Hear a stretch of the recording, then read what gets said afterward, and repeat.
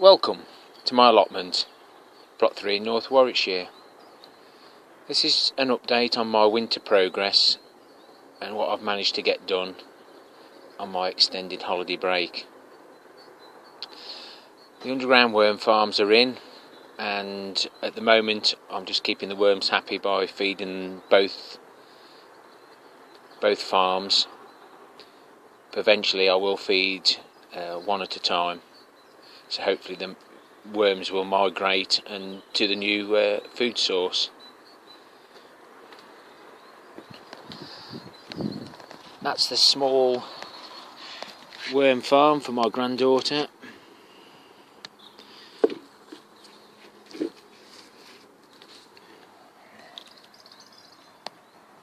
So the worms must be happy. So that one is in nice easy reach of the granddaughter. Obviously those in the middle of the plot, they'll be surrounded by salad leaves, etc., with this being my salad bed. Brassica bed is ready. All we need now is the actual cage to be moved over as soon as the other crops, the purple sprouting broccoli, are finished or nearly finished. Bean bed, we've already seen the broad beans. We'll look at them again. They're doing really well.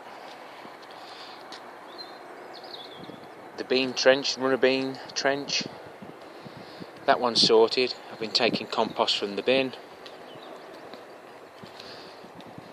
and the trench for the tomatoes is done, just ready to be backfilled.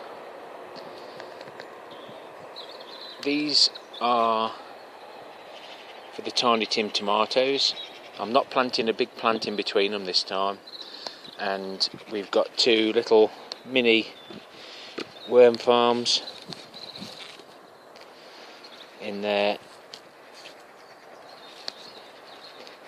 No signs of life there at the moment. I'll keep topping them up with worms, and eventually they should break that material down and feed those tomatoes. Last few leeks in, a little bit of kale and the Swedes, and the leeks we'll have a look at the moment. The leek seeds, they have germinated and they'll be going under that cage. This irritating root was actually attached to that. That was one of the main reasons for getting rid of this path, which is now gone, and a few old bark chips from around the plot. But yes, that was irritating when it was growing. Just once it's grown into the wire, it was never coming out. But yeah, that other little job is now complete. The carrot boxes, we've got the Enviromesh on. Even though the boxes are quite high, I've still decided to actually put some stuff around them, and this whole area here will be covered with debris netting. So as long as there's no carrot fly in the ground in those boxes, we should be okay. Let's have a look at the compost bin, and I'm getting some really nice material from the bottom. This is a cold compost bin, and it's the worms that do all the work, and bacteria. Polytunnel repairs are all complete. We had one day where it was quite windy but dry. With the wind I had little issues with it blowing the other side out a little bit, because I've got a small little repair to do. But other than that, that's all done. And this corner has had its repairs done.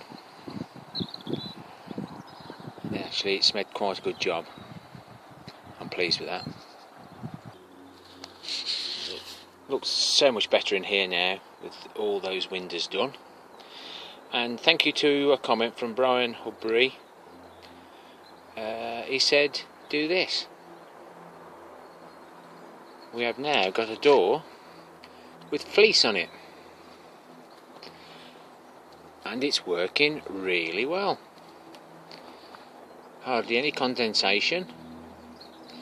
Thanks to Mick Watson with his idea of the cat litter in the trays to absorb moisture. So outside temperature 7.1 on 1, and inside it's nearly 9.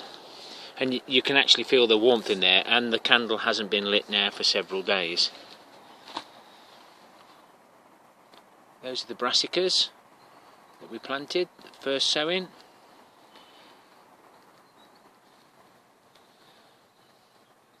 And the leeks just started to germinate in different areas, even in the vermiculite, and also in the standard way of doing it, chucking a load in the tub and then washing them out after and planting them in the ground.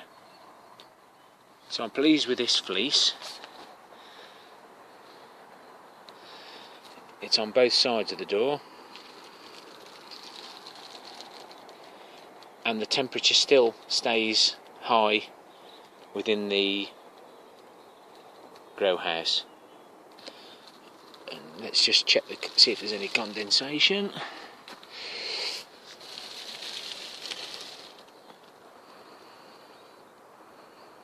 No condensation whatsoever at the moment.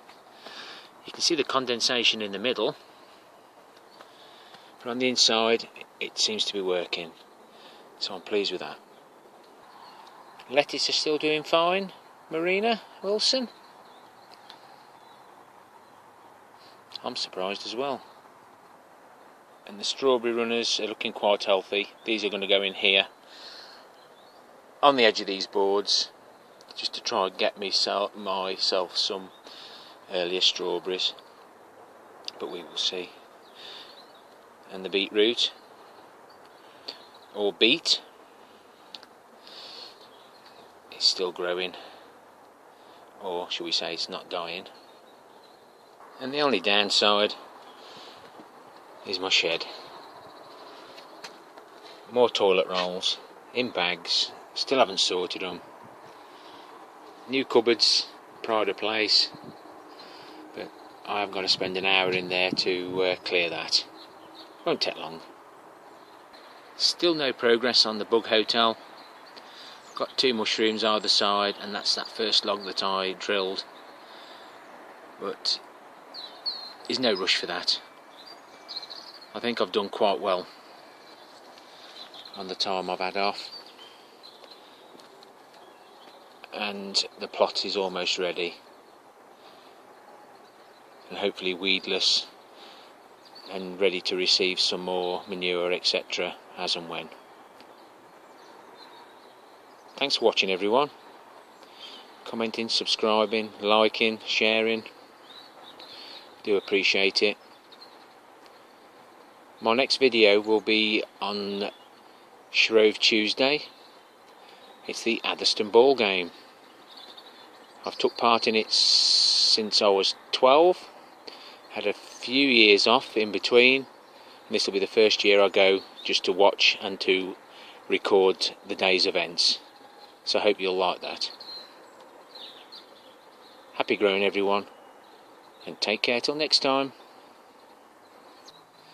Just a quick shout out for Joan Doyle's allotment. The Facebook page that she's got, she's doing a competition for tomatoes. So if anybody's interested, I'm sure Joan will post a link to her Facebook page in the comments at some stage. I will prompt her, and it'll be interesting to see.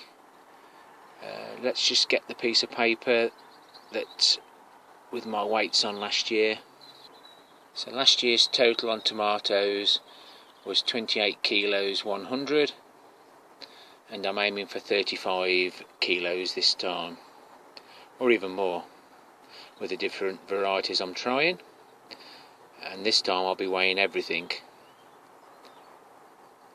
So that's a little shout out for Mrs. Doyle's Allotment. She's got a Facebook group, and there's a little friendly competition, Marina, to see who can grow the most tomatoes in 2 categories, small and large. Take care everyone, till next time.